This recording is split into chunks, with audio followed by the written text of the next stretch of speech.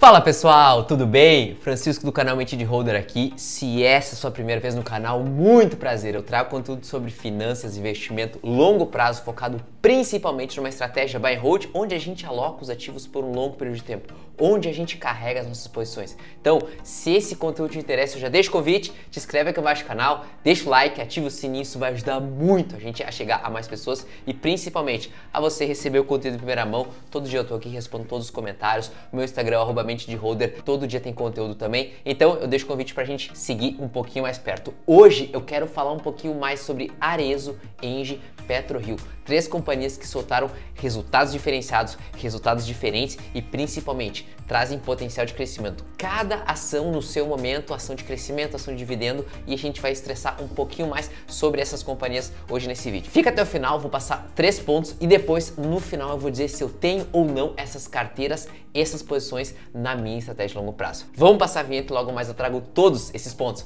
Vamos lá!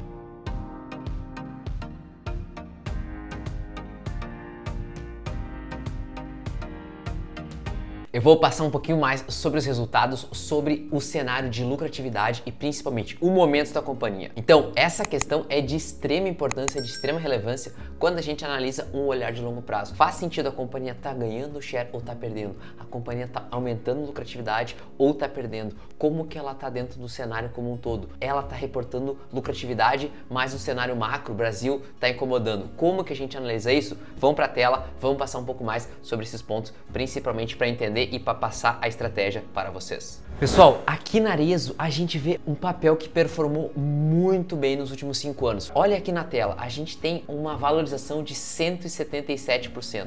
A companhia performou muito bem nesses anos e nos últimos 12 meses ela veio muito bem. Desde o período da pandemia, onde o mercado teve uma queda forte e ela corrigiu também, agora ela performou muito bem. Ela saiu quase de R$30 para 79, ou seja, mais do que dobrou o preço das ações, a valorização do papel. E por que isso aconteceu? O que aconteceu nesse cenário? A gente estressa um pouquinho mais sobre. Primeiro, a receita bruta do mercado interno. Então a companhia ela está trazendo cada vez mais marcas. Ou seja, o que isso quer dizer? Cada vez mais ela não fica dependente da marca Arezzo. Ela consegue trazer uma capilaridade na receita. Isso indica pontos positivos para quem tem um movimento de longo prazo, para quem procura mais consistência nos resultados. A dependência da marca Arezzo era algo que eu não gostava muito. Essas aquisições, essas mudanças estão vindo pontos importantes nos resultados. Também a gente pode ver que dentro dos canais a companhia trabalha muito forte na questão de franquias e multimarcas, representando mais de 50% do faturamento. Porém, essa divisão entre o web commerce, as lojas próprias, multimarcas e as franquias são pontos também que eu gosto demais da gente verificar na análise. Primeiro ponto, mais marcas. Segundo ponto, ela não fica tão dependente das lojas físicas. Aqui, pessoal, entrando mais nos números, vamos entrar um pouco mais na análise para a gente falar o seguinte. Olha, a companhia, ela fechou os 9 meses 21 com faturamento de 2,3 bilhões de reais. Em contrapartida, ela tinha em 2020 1,2 bilhões de reais, ou seja, um aumento em 9 meses de 87,5%. A companhia está com uma maior receita. Isso é muito bacana. Da mesma forma, a gente pode ver a relação da margem bruta. Então ela fechou os últimos 9 meses agora com 51,8 de margem bruta versus 46 em 2020. Excelente, maior receita com maior margem. Seguindo, a gente pode ver aqui também a parte do SG&A, ou seja, a companhia também, como ela está em fase de crescimento, ela está gastando muito em vendas, pessoas e a parte administrativa. É normal a gente ver isso e acaba machucando um pouco o resultado. Então a gente pode ver que o SG&A tem uma diluição, ou seja, nos 9 meses 20 a companhia fechou com 41,7% e agora ela tem 34,1%. Companhias de crescimento têm esses pontos, a gente precisa colocar no radar. Seguindo em relação à nossa análise, a gente vê 2 pontos importantes, que é o EBITDA e também o lucro líquido. Aqui na tela a gente pode ver que a companhia fechou os 9 meses 21 com uma margem de EBITDA de 21,7%. É uma margem ok, temos margens melhores no mercado, mas a gente precisa considerar que a companhia está com crescimento e acaba também penalizando um pouco da margem EBITDA. Da mesma forma, ela fecha com uma margem líquida de 13,1%. Nos 9 meses 21, ela já teve 239 milhões de reais de lucro líquido. Margens boas, não são excelentes, a gente tem cases com margens maiores, mas é importante a gente ter no radar de uma companhia que está com crescimento, novas marcas, aquisições no mercado pujante, crescente e performando muito bem. Gosto desse papel. Também Também a gente pode ver aqui dentro da composição do EBITDA, no terceiro TRI 21, a gente vê claramente um aumento do EBITDA Estados Unidos. A companhia, ela tá focando bastante na internacionalização, nas novas lojas, na operação lá fora, logística, marketing, uma série de pontos para conseguir melhorar o EBITDA dos Estados Unidos, que a gente vê por aqui, assim como um aumento da operação Brasil, voltando à normalidade, a companhia trazendo uma operação muito mais robusta, alinhada e principalmente com mais características para montar uma operação de longo prazo. Gosto desse papel também, gosto desse EBITDA e esses movimentos são extremamente atraentes e interessantes para quem procura montar posição no papel, principalmente num objetivo de longo prazo. Seguindo aqui com os nossos papéis, PetroRio. Quem me acompanha mais tempo aqui no canal sabe que esse é um dos papéis que eu tenho mais preferência aqui no Brasil, ou seja, um papel que eu gosto demais, eu tenho uma posição forte na carteira, principalmente pela capacidade de investimento, pela capacidade de crescimento desse setor e dessa companhia. Então, a gente pode ver aqui que o papel performou muito, mas muito bem nos últimos 5 anos. Uma valorização de mais de 9.000%. Isso é realmente muita coisa. O meu primeiro aporte no papel foi no período lá da pandemia. Claro, esse aqui é um dos acertos. Eu preciso passar para vocês que tem erros e acertos. Esse aqui é um dos acertos. Meu primeiro aporte foi perto aqui da queda da pandemia. Mais ou menos o papel estava em R$ 2,50, R$ 2,00, R$ 3,00 de precificação. Hoje encontra mais de 27. Ou seja, e eu não vendi ainda os papéis. Eu continuo acreditando principalmente pelos fundamentos dessa companhia. Então a gente tem uma valorização expressiva e é uma companhia que eu acredito em crescimento. Não vou realizar minha posição, vou continuar no papel, bem fundamentado, capacidade de crescimento, gestão alinhada com longo prazo e conseguindo trazer cada vez mais níveis eficientes de operação. Falando em operação, é exatamente isso que a gente vê aqui. Vamos colocar alguns dados na tela. Primeiro, a gente tem o lifting cost, ou seja, o custo de extração do barril de petróleo. Ou seja, a gente vê claramente uma tendência de diminuição do custo de extração. Isso quer dizer que a companhia está mais eficiente, ela consegue operar nos mesmos campos a um custo mais baixo. Ponto excelente. Da mesma forma que ela consegue extrair mais baixo, a gente vê gradativamente um aumento na produção dos barris de petróleo. Ela hoje tem 4 campos, que é Polvo, Manati, Frade e Tubarão Martelo. Esses pontos ela fez novas aquisições agora, que também impulsionou o papel no curto prazo. Consequentemente, ela vai ter mais campos, a um custo de extração menor e uma produção maior ao longo do tempo. É isso que a gente espera, esses os fundamentos indicam isso. Claro, não é certeza de rentabilidade. Da mesma forma, nos indicadores financeiros, ela tem duas partes excelentes, que é a posição de caixa, ou seja, hoje a companhia tem mais de 4 bilhões de reais de caixa. Isso indica capacidade de investimento, capacidade de aquisição, ela foca exatamente em oportunidades do mercado. Posição de caixa robusta numa companhia de crescimento é muito bom, é um fundamento excelente da gente olhar e indicar e com potencial de bons retornos no longo prazo. Da mesma forma, a companhia hoje tem uma relação de endividamento, ou seja, caixa líquido sobre EBITDA ajustado de menos 0,5 vezes. Isso indica que ela tem mais caixa do que dívida. De novo, capacidade de investimento, capacidade de aquisição, gestão financeira alinhada, coerente e principalmente desenhada para o longo prazo para ela não ter grandes dificuldades no custo financeiro. Aqui, uma diferenciação das receitas por ativos, ou seja, grande parte vem ainda de Manati, ela já tem uma parte também em Frade e Manati, agora ela vai colocar novos campos, novos movimentos, vai aumentar a produção, consequentemente o risco, principalmente para o investidor, fica mais diluído, o que é um ponto excelente na nossa análise. Entrando mais a fundo nos números, o que nós vemos aqui?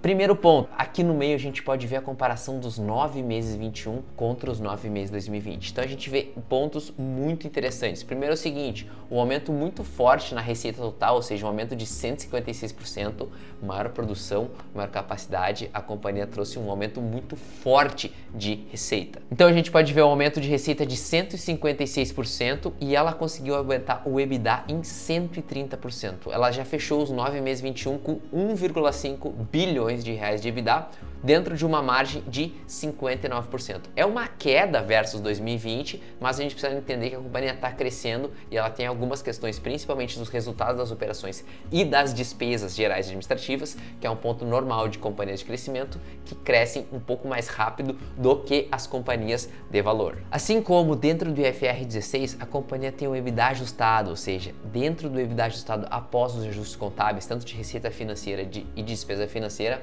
a companhia chega num EBITDA de 1,6 bilhões de reais nos 9 meses e 21, uma margem EBITDA de 62%. Se a gente for comparar com a Arezzo, olhem a diferença. Claro que são setores diferentes, mas essa questão é super importante da gente ter no radar, dessa diferenciação de margens e setores em relação a cada um. Uma margem de EBITDA de 62% é extremamente atraente. Gosto demais disso. Pessoal, se esse conteúdo está te ajudando, já deixa o convite, te inscreve aqui embaixo no canal, deixa o like e ativa o sininho. É muito importante esse feedback, principalmente de quem é holder, de quem acompanha o canal, de quem gosta das análises. Se tá te ajudando, deixa o like, isso é muito bacana, muito importante pro canal. Eu gosto demais de receber esse feedback para vocês. Então, deixa o convite, te inscreve aqui embaixo, deixa o like, ativa o sininho e vamos seguir logo mais com as nossas análises da Engie, uma companhia de valor que muita gente gosta. Bora pra tela, vamos lá passar exatamente todos esses pontos. Seguindo, vamos para a Engie, onde a gente tem alguns pontos extremamente importantes. Primeiro, é um papel que é pagador de dividendos. Então, historicamente, a Engie paga muitos dividendos. E num cenário em que a companhia paga muito dividendo, a gente tem um ponto muito claro de análise, que é o seguinte: ela tem uma performance de 40,47% nos últimos 5 anos. Porém, se nós considerarmos o reinvestimento dos dividendos, essa variação pula para mais de 100%. Olhem essa diferenciação, a gente precisa reinvestir os dividendos. Isso acelera muito o nosso processo de acumulação de patrimônio, de carteira de longo prazo, de alocação dos ativos de uma forma interessante. Então, reinvestir os dividendos acelera muito o processo e a gente vê claramente isso aqui na Engie. Em relação aos números, o que eu quero trazer aqui? Primeiro, historicamente, a companhia traz ROIs excelentes. A companhia é basicamente um reloginho. Passa ano, sai ano, ela tem um ROI próximo de 36, 34, 33%. É um reloginho. Todos os anos ela traz isso. Da mesma forma que um ROIC, que é o retorno sobre o capital investido, de 25%. Isso são margens atraentes, principalmente de retorno sobre patrimônio líquido e sobre o capital investido.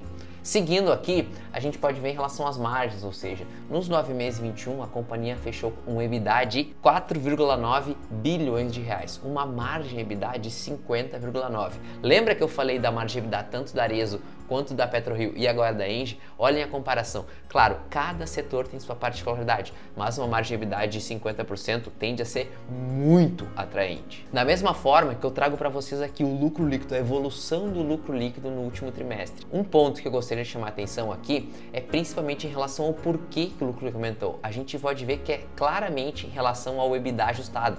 EBITDA ajustado aqui é geração de valor, são movimentos que a companhia conseguiu gerar valor nas suas operações, dando lucratividade, ganhos para o acionista, ganhos para a operação. Então, essa parte do lucro líquido a gente pode ver que não é nada, nenhum resultado financeiro ou nada. É simplesmente EBITDA puro, consequentemente chegando no maior lucro líquido, melhorando a margem líquida. Um ponto de extrema preocupação em alguns investidores é em relação ao endividamento dela, em relação ao recente aumento da dívida. A gente pode ver claramente o seguinte: a companhia fechou o terceiro tri 21 com 19 bilhões de reais de dívida bruta, numa relação de dívida líquida EBITDA de 2,7 vezes.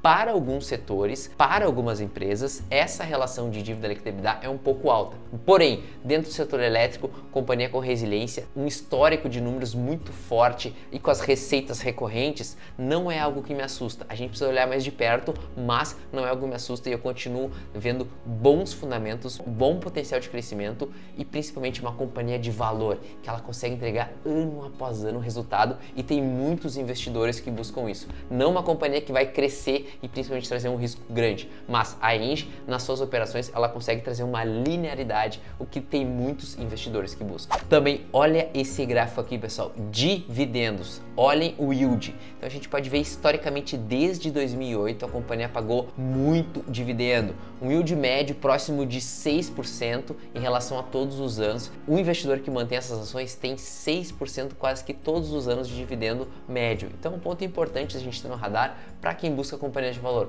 Passa ano, sai ano, ela entrega lucratividade e entrega dividendo ao acionista. Então, pessoal, aqui são 3 ações, 3 cases que eu tenho na carteira: Arezzo, PetroRio e Engie. Eu gosto desses papéis, analiso os resultados, vejo o potencial de valorização no longo prazo e principalmente cada companhia no seu momento. A Arezzo crescendo a operação internacional, a PetroRio fazendo a aquisição de novos campos e a Engie principalmente amadurecendo os novos projetos e operação. Cada uma no seu nível, cada uma com seu peso na carteira carteira. Dessas, a que eu mais gosto é a PetroRio. Claro, eu tenho os 3 setores, mas a PetroRio é uma ação que eu gosto demais, eu tenho na carteira, vejo fundamentos e principalmente potencial de crescimento. Espero muito que esse conteúdo tenha te ajudado. Se te ajudou, te inscreve aqui embaixo no canal, deixa o like, ativa o sininho. Te espero no próximo vídeo e até mais.